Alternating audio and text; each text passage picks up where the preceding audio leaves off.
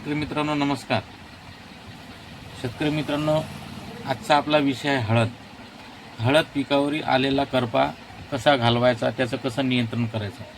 तर शेतकरी मित्रांनो, बऱ्याच शेतकऱ्यांच्या शेतामध्ये सध्या हळदीचं पीक हे 2.5 ते 3 महिन्यात झालेलं आहे आणि अशा हळदीच्या पिकावरती करप्याला सुरुवात झालेली आहे.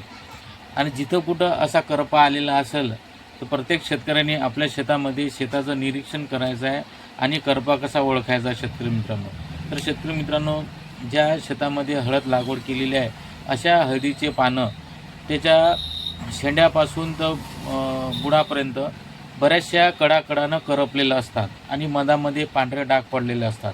अशा बऱ्याचशा हळदींचे पानं असे झालेले जर असतील आपल्याला, तर तिथं असं आपण लक्ष द्यायला पाहिजे की तिथं निश्चितच हळदीवर करपा येण्यास सुरुवात झालेली आहे.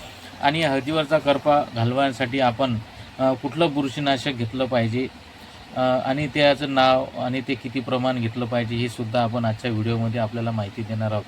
तर शेतकरी मित्रांनो, सर्वप्रथम आपण ॲझोस्टोबिन 18.3% आणि डायपोकोनाझोल 11.4%.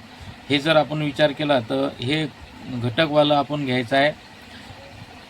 प्रति पंपाला जर 15 लिटरचा पंप असेल तर 20 मिली घ्यायचा आहे. तर शेतकरी मित्रांनो, हे जे मी तुम्हाला घटक सांगितले, जर या घटकवाला आपल्याला जर असं प्रचलित नाव जर सांगायचं झाल्यास हे सिंजेंटा कंपनीचं ॲमिस्टर टॉप या नावानं ओळखले जाते. बऱ्याचशा कंपन्याकडे हा कंटेनसुद्धा आहे. जर शेतकरी मित्रांनो याच्यानंतर आपण दुसरं बुरशीनाशक जर विचार केला तर ते ॲझोस्टोबिन 11% आणि टुबोकोनाझोल 18.3%. याचं प्रचलित नाव शेतकरी मित्रांनो अदामा कंपनीचा कस्टोडिया आहे. ह्या नावानं जर आपल्याला नाही मिळालं तर मी जे तुम्हाला कंटेंट सांगितलं आहे ते सुद्धा आपण घेऊ शकता. याचं प्रमाण 15 लिटर पाण्याला 30 मिली घेऊ शकता. तर त्यानंतर मित्रांनो BSF कंपनीचं मेरिऑन हे बऱ्याचशा ठिकाणी तुम्हाला मिळून जाईल सुद्धा.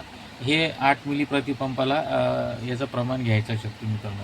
हे तिन्ही बुरशीनाशक मी तुम्हाला सांगितलं आहे की हे तिन्ही बुरशीनाशकाचा एक स्प्रे आपल्याला आपल्या हळदीच्या पिकावर 8 ते 10 दिवसाच्या दरम्यान एक स्प्रे करायचा आहे.